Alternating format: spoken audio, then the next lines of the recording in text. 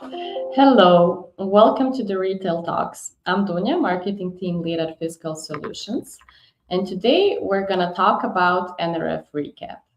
Our team has just returned from NRF 2026 in New York, the world's most important retail technology event. And today is not going to be just about listing booths or repeating press releases. This episode is about what actually changed this year and what retailers, POS vendors, and technology partners need to prepare for next. And before we dive in, a quick note for those of you who are operating in Bosnia and Herzegovina. If you are wondering how the new fiscalization law will impact your system, operations, or timelines, we're hosting a focused webinar next Thursday at 3 p.m., where our experts will break down the legal changes and what they mean in practice. If you'd like to join, please register via the QR code that you can see on the screen. So now let's continue with our main topic today. With me are three colleagues who experienced NRF firsthand. Darko Pavić, CEO of Fiscal Solutions.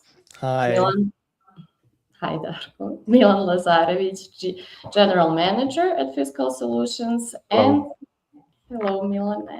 And Dušan Bučevac, our Sales Manager. Hello, guys. Hi, thank you all for joining me today. So I want to start with a simple question, and this question is mostly for Darko and Milan, since this was Dušan's first NRF. What was different at NRF 2026 compared to previous years? Shall I start? You can start. Okay. Well, where to start? I think first, let me just give you a couple of words about NRF and why we are going there, actually. So it was our sixth NRF for Milan and me, I mean. I was a little bit longer there, a couple of NRFs before there, but in total, it's our, as a company-wise, as a team, already the sixth one. Why we are going there, actually? Because the NRF is place to be. Because if you are talking about technologies in retail, about solutions in retail, this is the place where you can see all the innovations which are happening, and even more, you can learn a lot, of course. You can understand why certain things are happening, and you can prepare your own roadmaps, let's say, for the upcoming time and upcoming years. So that's why NRF is not only important for us in order to talk to the customers and possible users of our solutions, but also to understand what is the direction of retail tech and maybe how should we correct our path, let's say, and direction that we are heading to. So what was different? I think this time was more excited everything, because I saw, of course, AI is hype and everything is created around that hype. So you feel really that energy, so that everybody is hyped about something totally new. Retail usually is very rich in the new things, and you have always the new innovations, but AI is changing that energy a lot. So you could feel that all the time.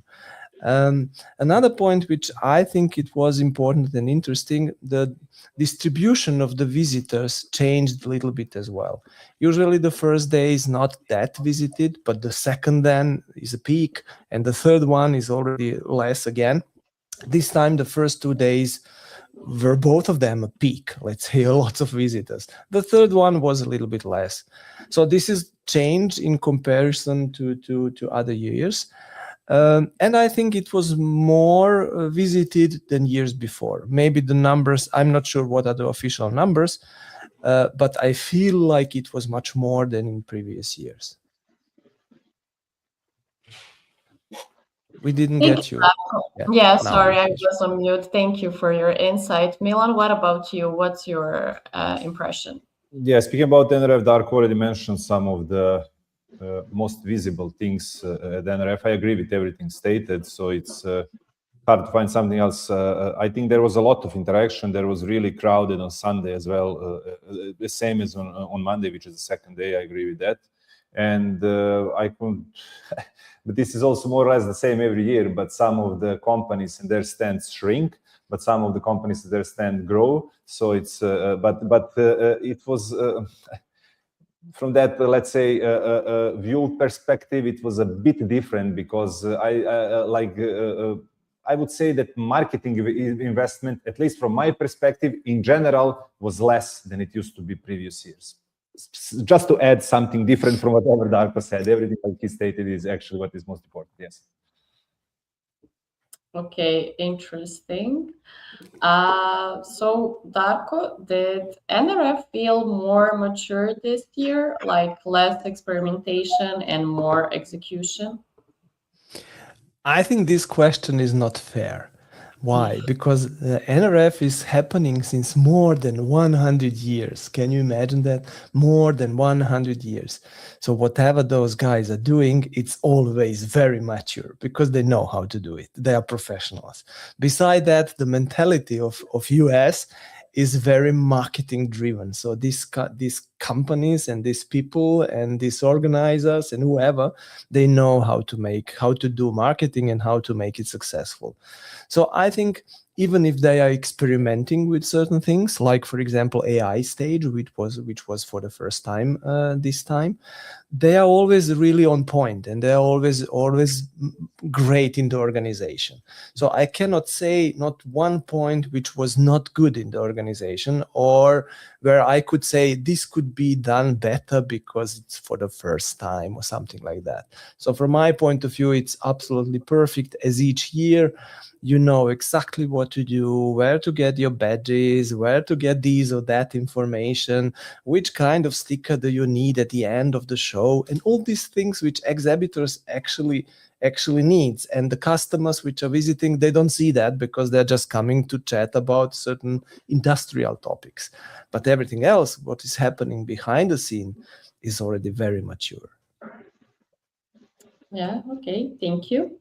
Milan, from an operational perspective, did you feel that retailers were talking more about systems rather than features? Yeah, definitely. I mean, people have been talking about the system much more than a features itself, because focus was on end-to-end architecture, actually how the systems are connected rather than what one module can do. Then there was also focus on integration and interoperability of existing platforms, scalability and resilience of the system in a production environment, meaning variable demand, omni-channel AI, and operational efficiency rather than a shiny feature. So the message was clear. The differentiator was the system stability, flexibility, and ability to adapt to the quick changes in the operations of the store. In the other words, it was a question what system can was less conversation about what system can do, but rather how that all together is working in a production. Mm-hmm. Interesting. Okay, thank you. And Dušan, what were people asking for at booth? Were they asking for vision or solution?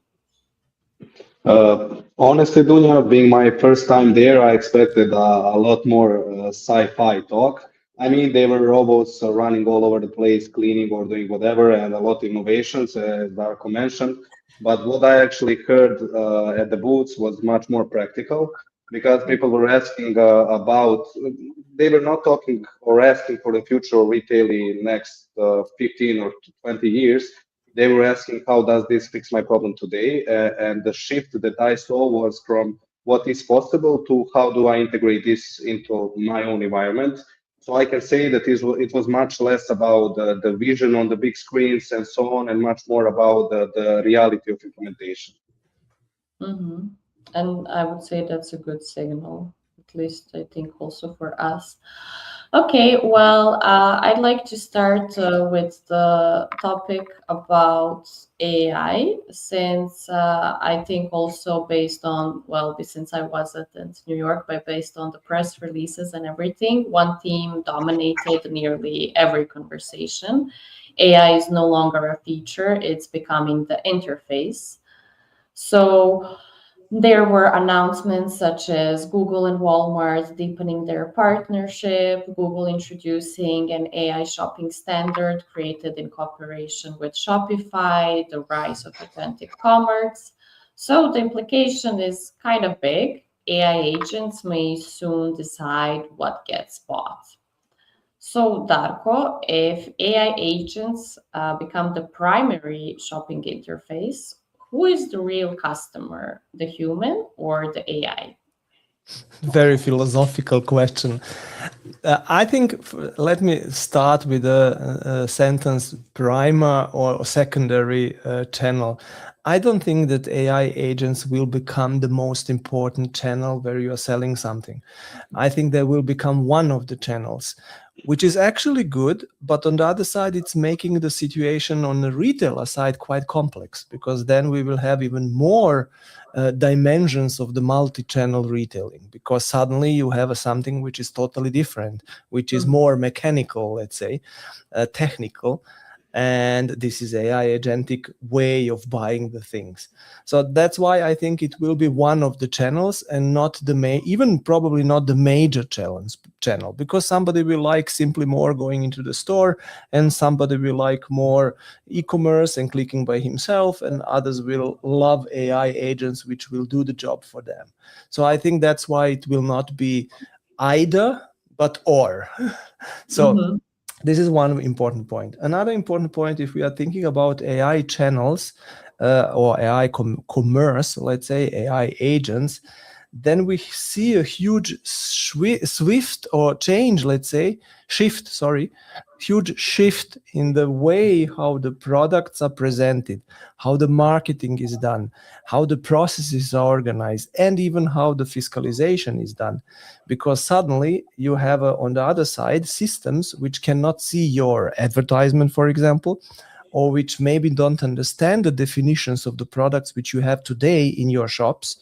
So all these topics have to be changed. You have to change or even forget the advertisement as you had it till yesterday, because AI agents don't see the billboards, You have to change product catalogs because they are expecting different information in order to be included in all those AI models like ChatGPT, Gemini, and so on. So that's why the changes which are happening on the technical side, on the retailer side, are really, really huge.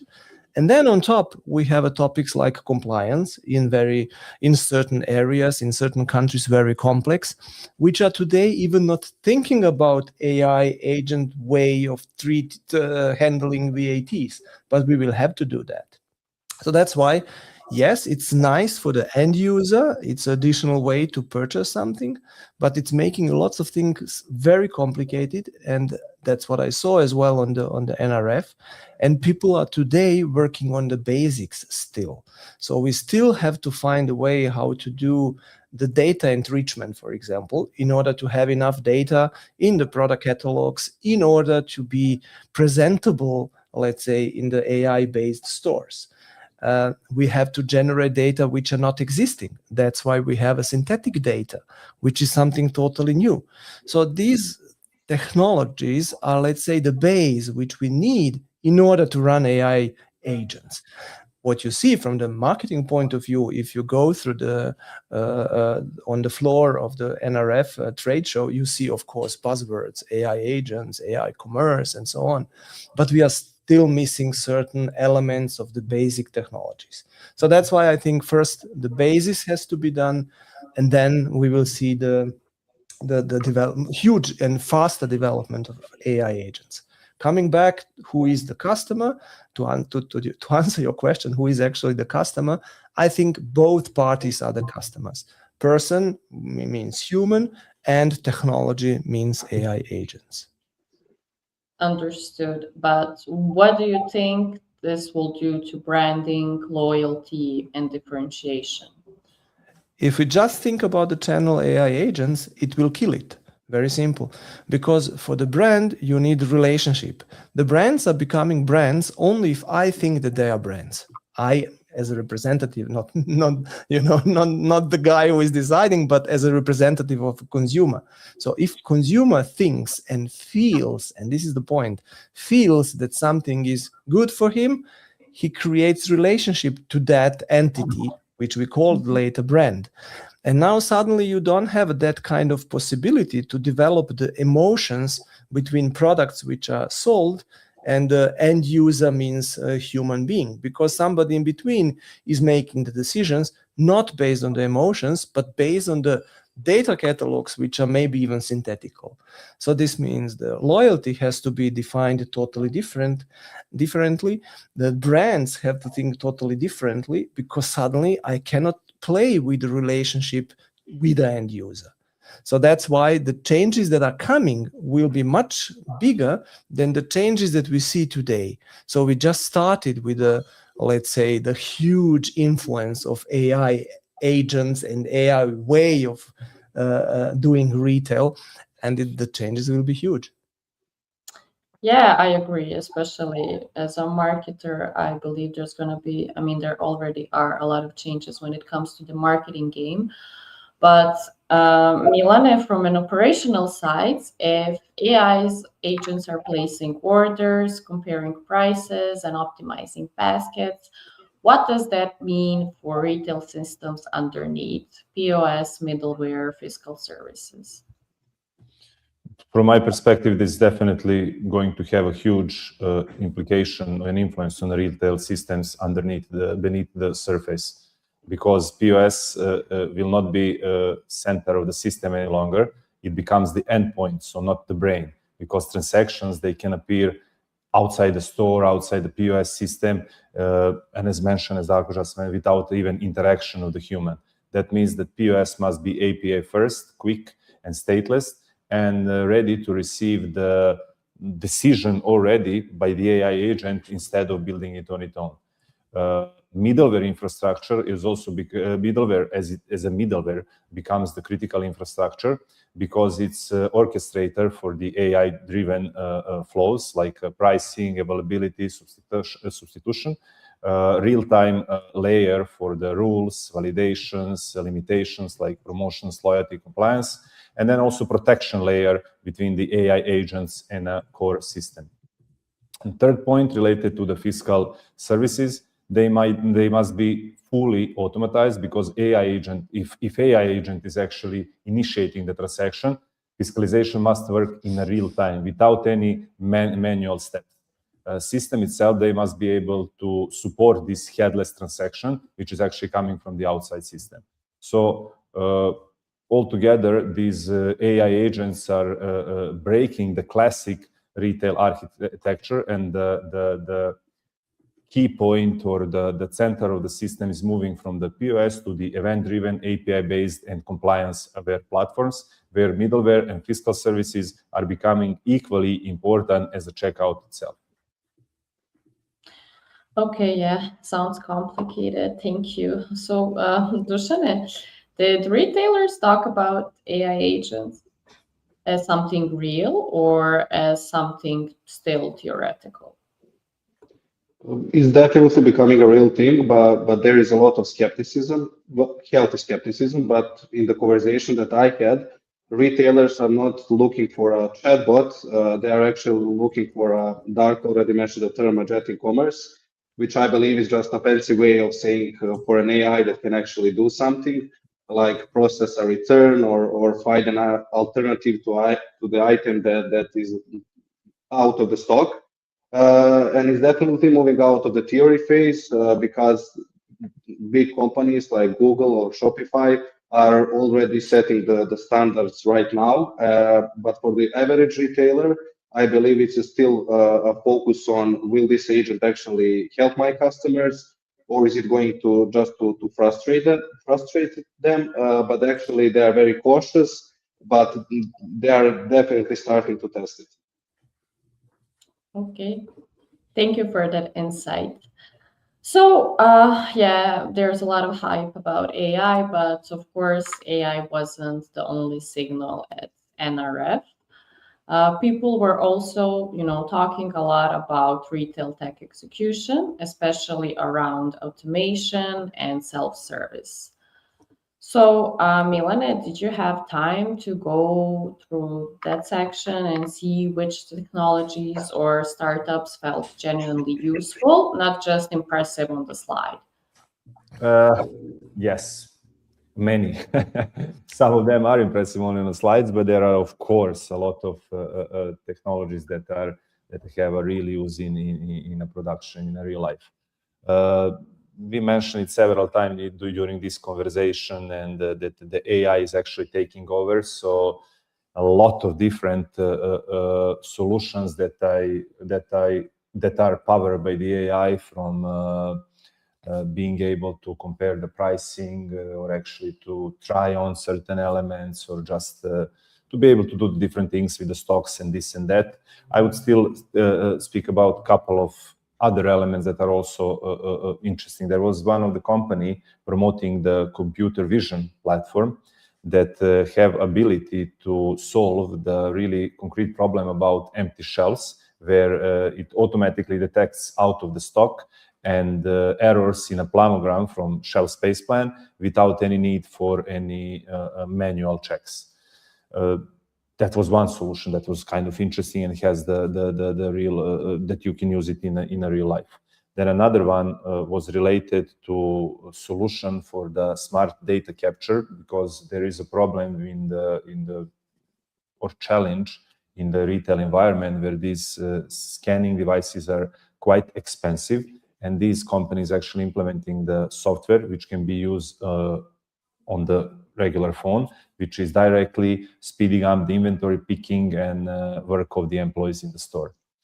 And the third company or the product that I would mention was related to the payment and tax APIs, where this platform enables headless checkout and automatized tax logic, which is key when the transactions are launched by AI agents and not the classic POS system. So there have been a lot of solutions which can be used in a production for sure. Yeah, and they sound pretty useful. So, Darko, where do you see real adoption happening in the next in the next year or two? In the area of AI, or in general, or self-service, or? Well, I would say in the area of self-service, some of these new inventions that Milan mentioned, or maybe what you saw. Yeah, let me share with you a couple of thoughts related to the startups, because this time I was very surprised, but not because of the quantity of startups. It was huger and bigger than last year, so this is okay, and most of them are related to AI. 99% of them for sure. But I was a little bit surprised about some of the ideas, which are really, really unbelievable. And one of those ideas I have to share with you is related to the mailings. Usually very old marketing instrument where you send millions of mails in order to reach your audience and to sell something. And usually you are creating that in a very simple way. You create a template of your email and you send the same template to everyone. But just the part which is changing in that case is the name of the person which is actually targeted in that moment. So this is the way how we are doing it today. These guys created something very special. They create for each of those mails, means persons actually on behind, an AI agent.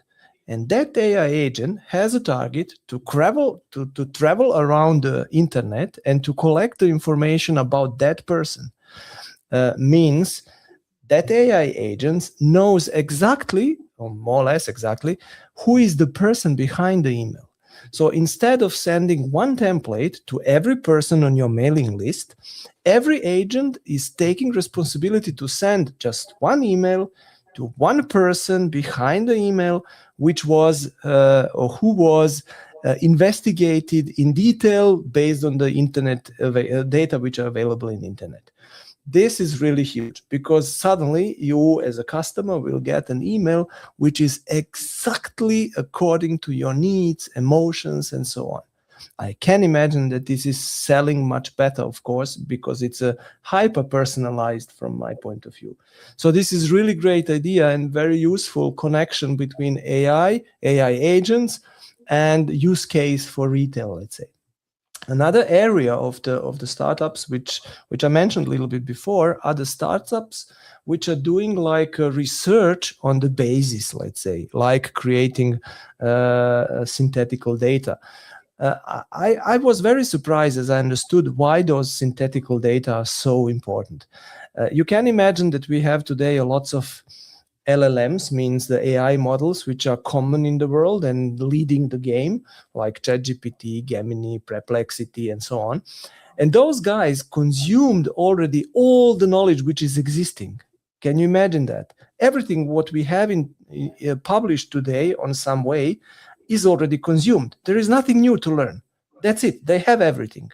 And now the question is how to train those AI models further, how to push them, let's say, to reach the new heights. And this is done by the synthetical data. Now we are generating the data which are based on the statistics, probabilities, and conclusions, and these kind of things. And the AI models are learning on that. I see the questions in your eyes, but this is very dangerous. And then they can create totally wrong data, absolutely right everything. And that's why we are just on the beginning. But the startups which we saw during the NRF are doing exactly that. And I'm really happy to see that, because this means they're doing the homework. First, research and scientific part of that, and then continuing into the marketing areas and business areas. So this is related to the AI and startups. Related to the self-service, I think self-service is still very important. And I think it will become even more important in the upcoming years.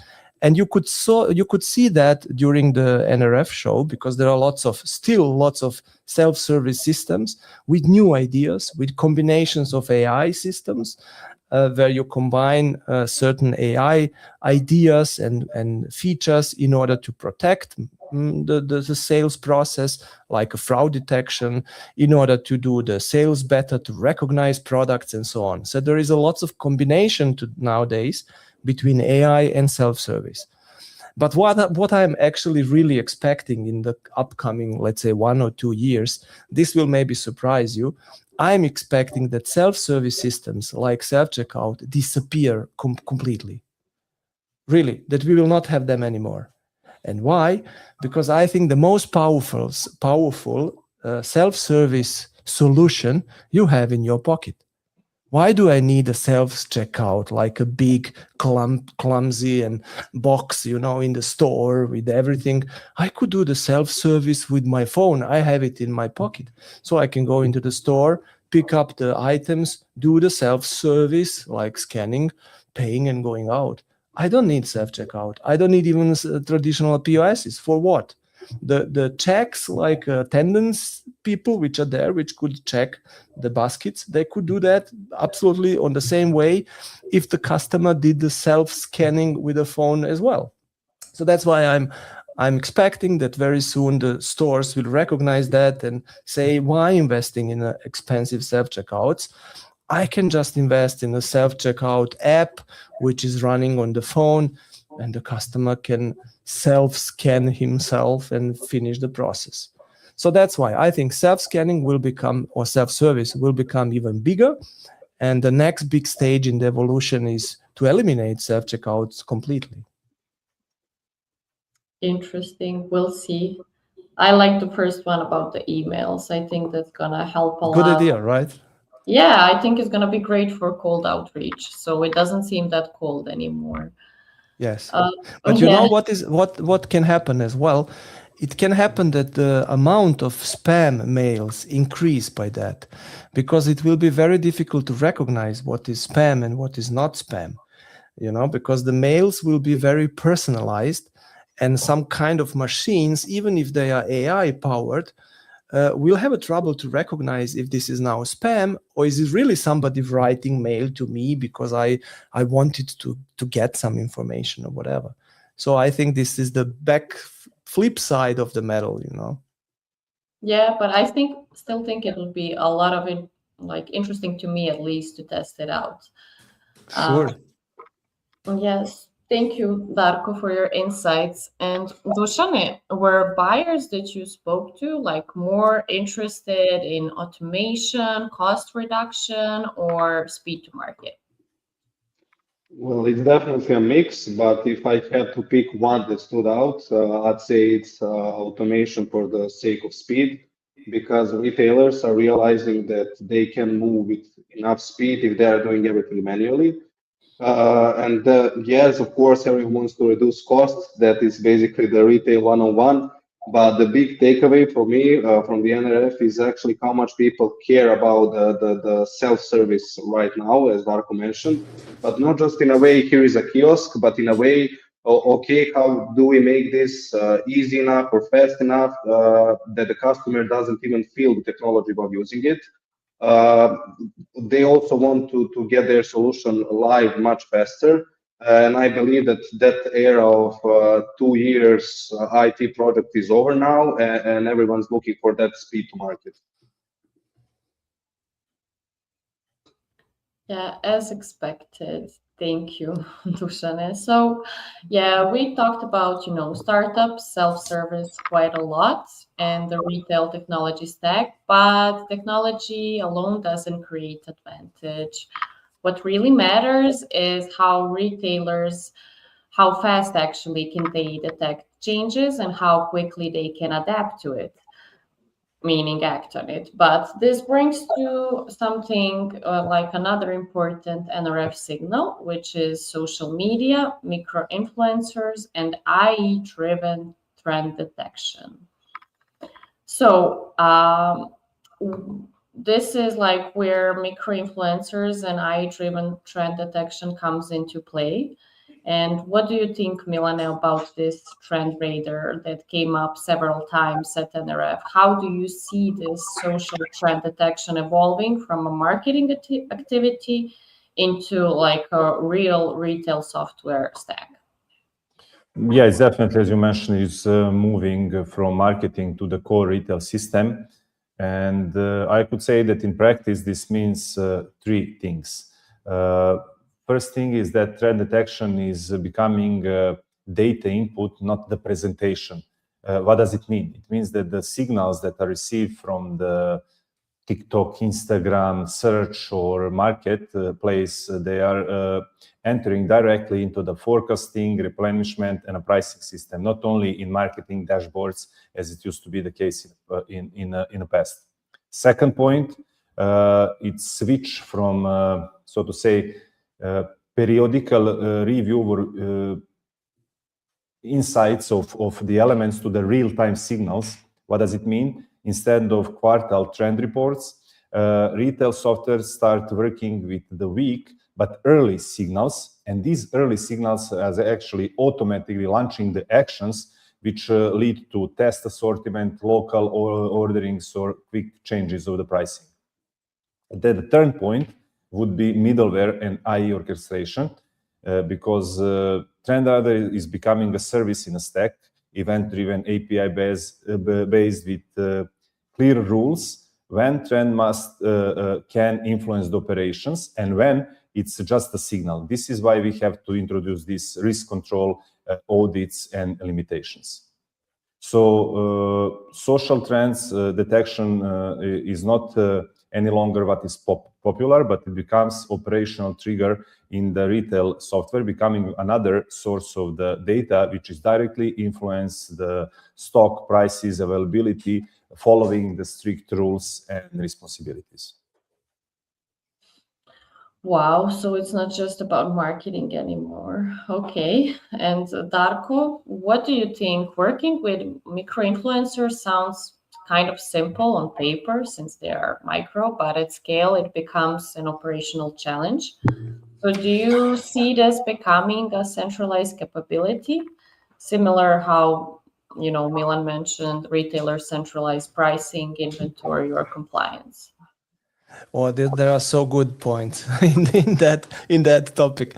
Let me come back first to the area and the question around the trends and recognizing the trends and working with them, because this is the base actually for micro influencers or influencers or whatever. So it's a base for the social network strategy and even for the retail strategy. So first, I think even that topic, like recognizing the trends, is coming from China.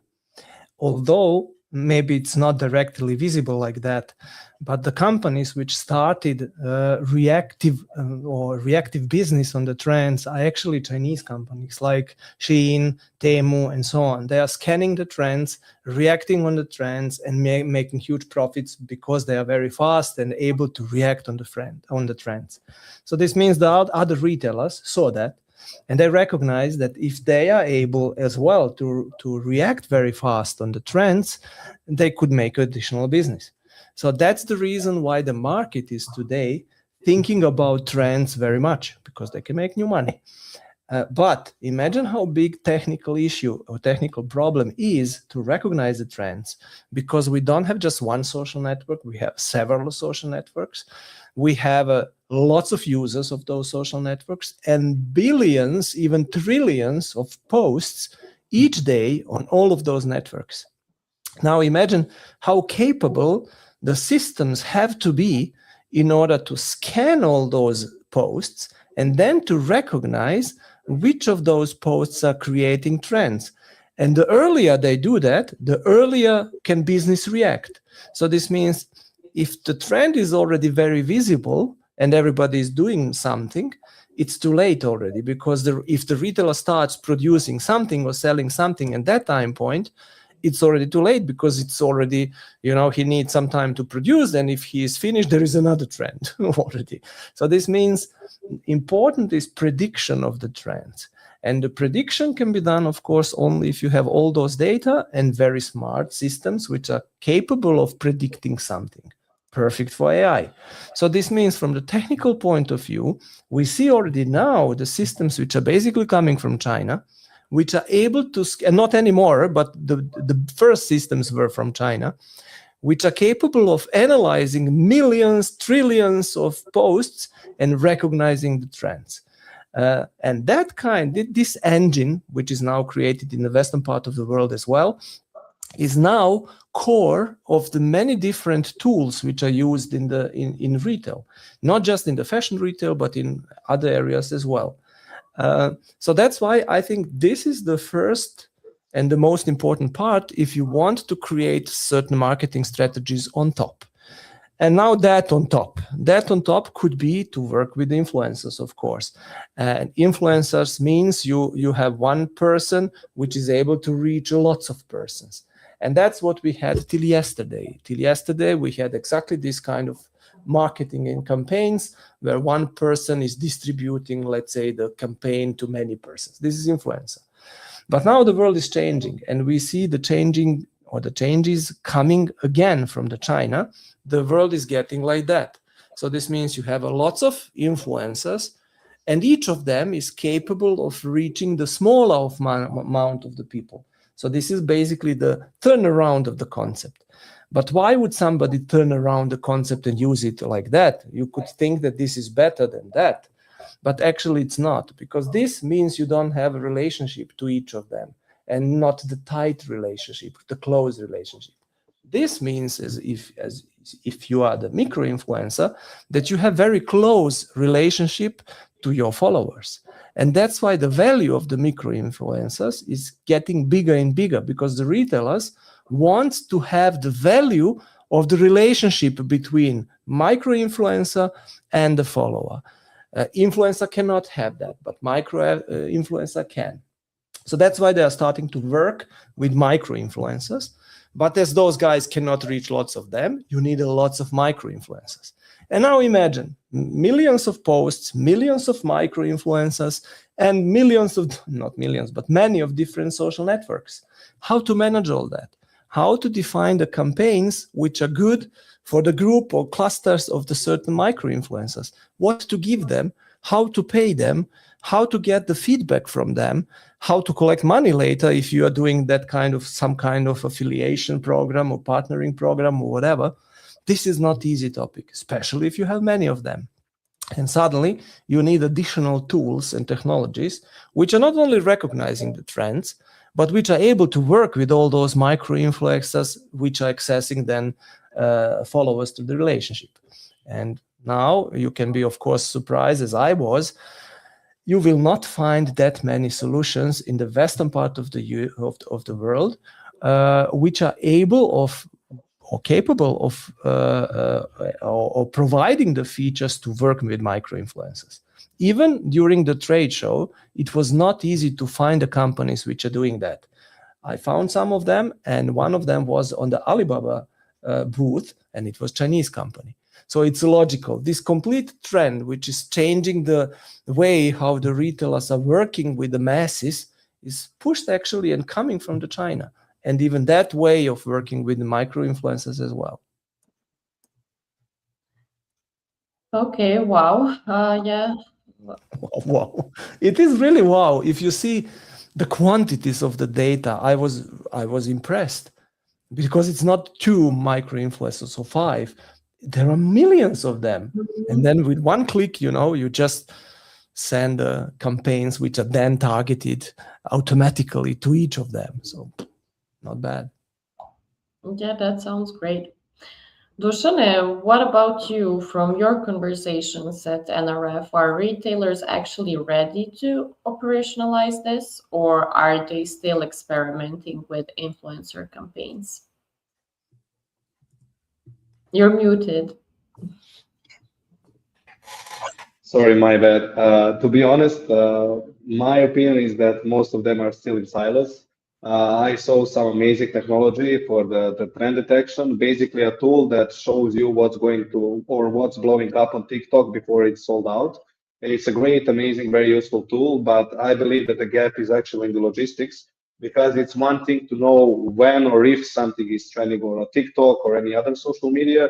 For example, again, it's one thing to know, for example, when a green dress is going to be blowing up on TikTok, but it's completely another thing to move that green dress in your top 50 stores by next Monday. So I can say that retailers are doing a great job of the marketing part of the influencers, but they are still figuring out the way how to actually connect those social media data or social data into their supply chain. Mm-hmm. Yeah. But you know how difficult that is? Let me give you an example. Today in the morning, one of my daughters came to me and told me, Dad, I saw that every person in the Western Europe or Western part of the Europe has a bird as a picture on the wall. And she was going around the home, looking if we have a bird somewhere in the home. And we really have. So this is, of course, probably coincidence or something like that. But we had bird on the wall. And now this is, I asked her, why are you doing that?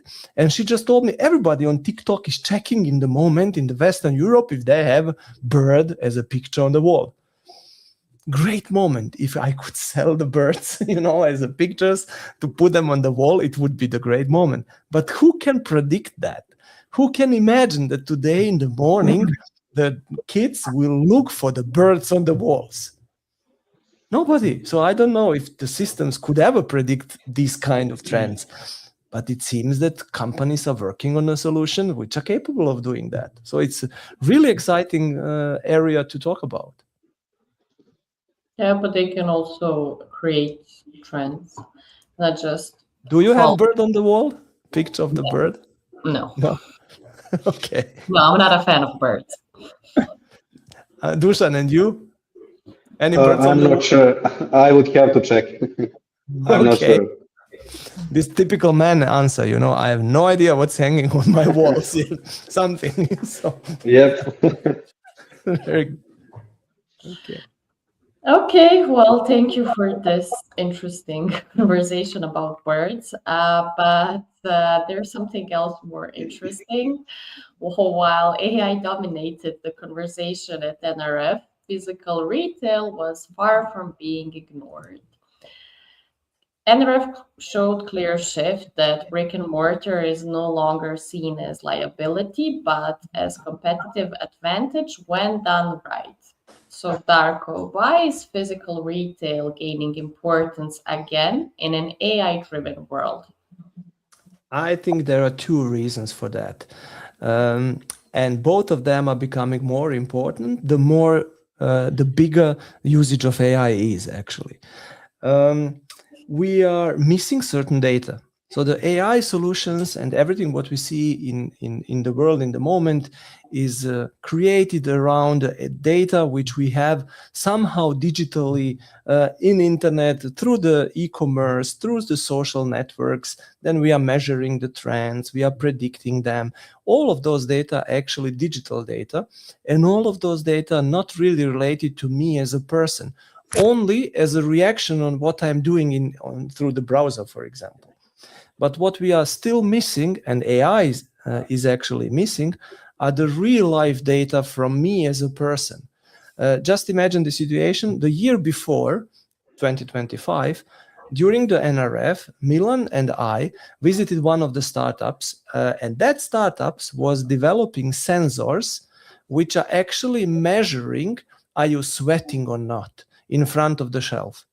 And now imagine the situation, how important this data could be nowadays for certain AI models. So if you are looking at certain products and you are excited about the products, your sweating level is maybe changing because you are excited about that. And this small information can be key information in order to present the products better, or to conclude how are you as a customer actually. Or imagine the things like staying in front of the shelf, looking into the product for 5 minutes, and on the other side, you are looking for just a couple of seconds.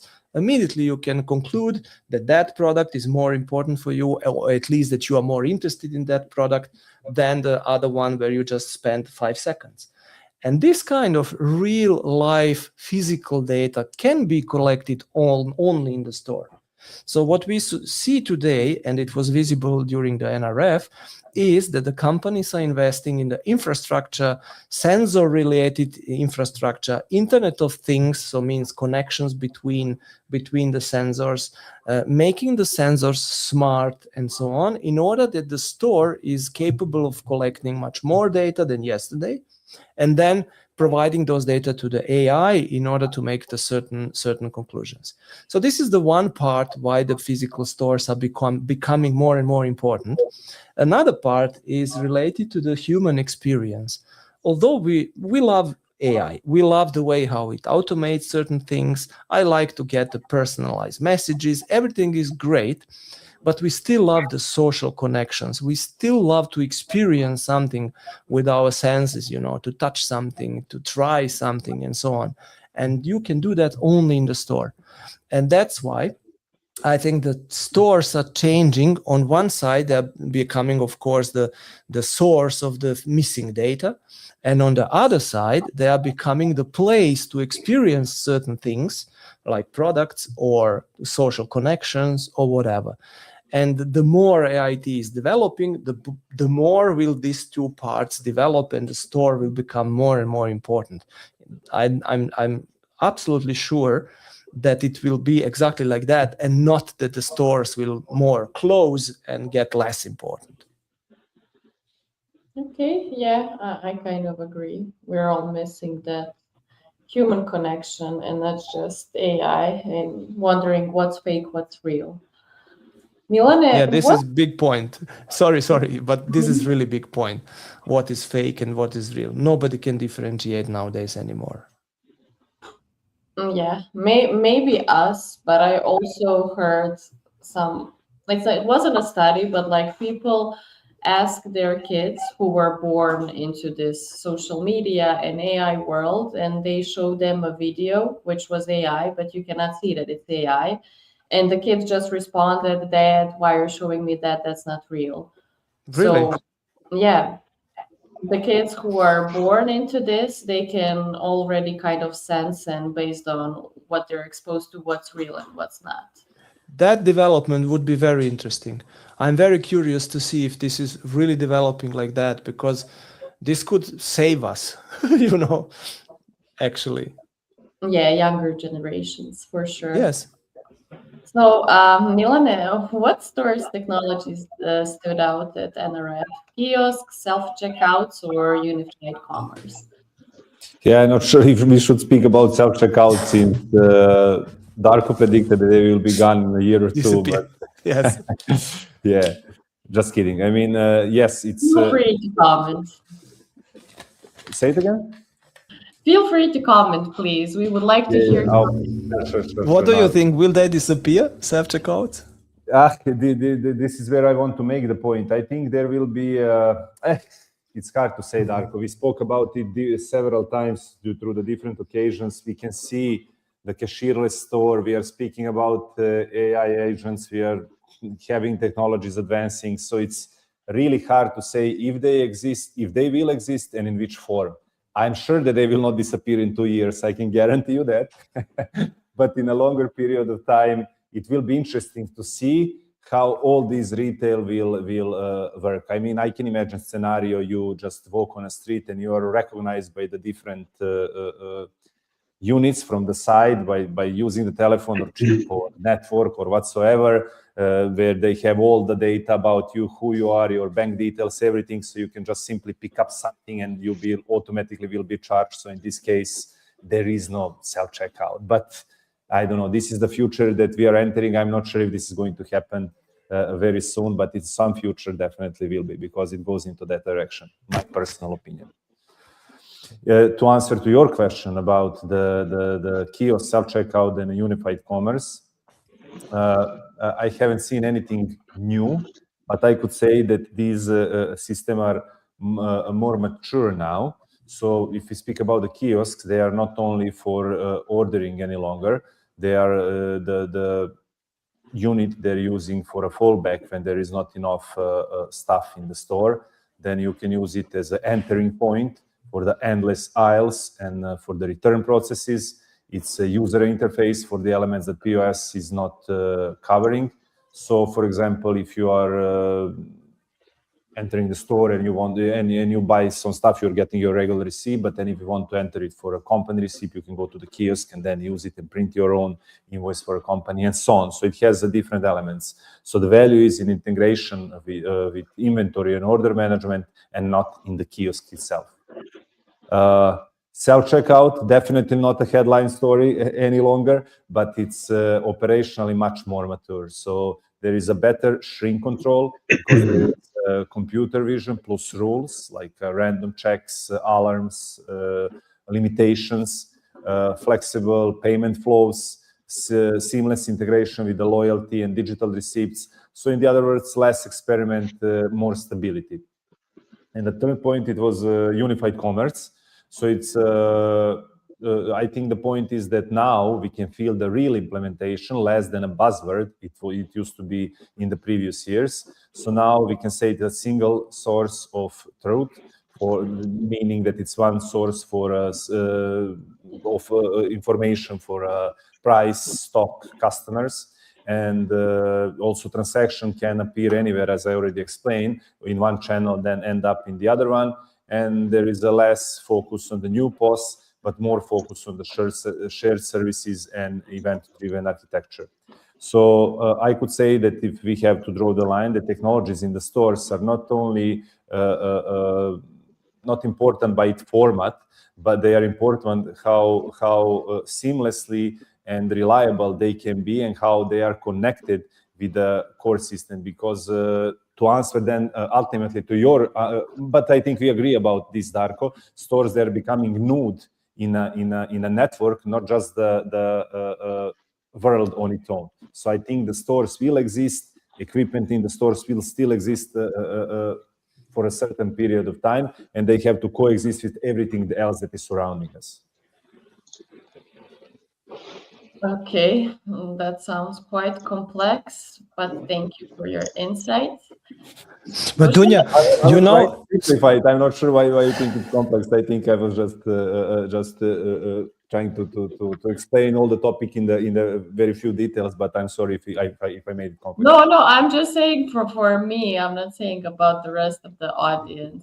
My apologies now for this, but I would like now to ask something more simpler to Dušan, and I hope it will be simple for me, his answer as well. Were retailers talking more about closing stores or expanding smarter ones?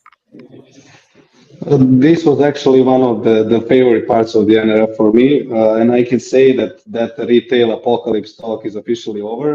No one is talking about closing their doors. They keep talking about opening new ones, opening better ones, smarter ones, and the energy and I can say the vibe there was very much our stores are our best asset. They are looking at their stores as the showrooms or as the places to the brand experience.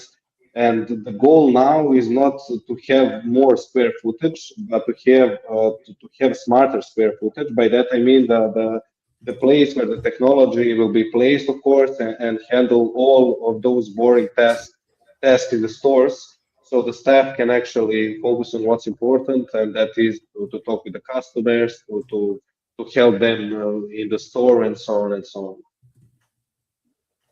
Okay, great. Thank you. I understood everything. Dunja, I would really like to ask our audience. We had some very hard commitments. Like one commitment was self-checkout system will disappear. Do you agree actually with that? Milan just said for sure not, at least not in mid-term, like 12 to 24 months. And I can kind of agree with him. Maybe, but if you think about the speed of the development of AI, everything can be possible. So what about our audience? Do you agree with the fact, or not fact, the idea that the self-checkout system will completely disappear and will be exchanged or swapped or whatever by mobile devices? Let's see that. If you are following us now, today, in this moment, tell me, what do you think? Self-checkouts dying or not?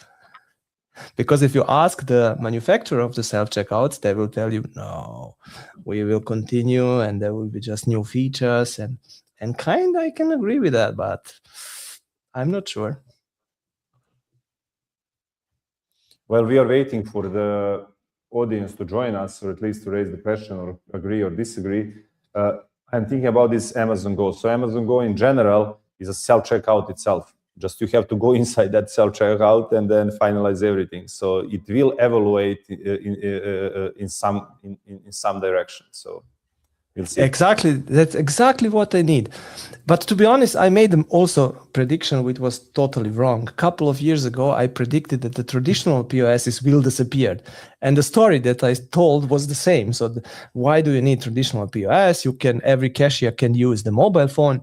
And nowadays we see stores which are using the mobile phones, for example, Apple, to run the sales process, but we still have traditional point of sales as well. So I was wrong. So probably, or I don't know, maybe in this case I'm wrong as well. Or retail needs simple more time to adapt to that kind of huge changes, like when systems are disappearing completely. I don't know. So nobody is answering. Nobody has opinion if this will really happen or not. Okay, let's continue in that case. I wanted to argue to explain and so, but no chance to do that. Well, I don't think it will disappear because you have older people who go to stores. They don't have their mobile phones, or if they do, it's not a smart one. Define the older people, but be careful if you do that. I'm just gonna continue now. So what became very clear at NRF is that Gen Z. So that's the point. Yes. Okay. Is that omnichannel is no longer optional. It's operationally complex.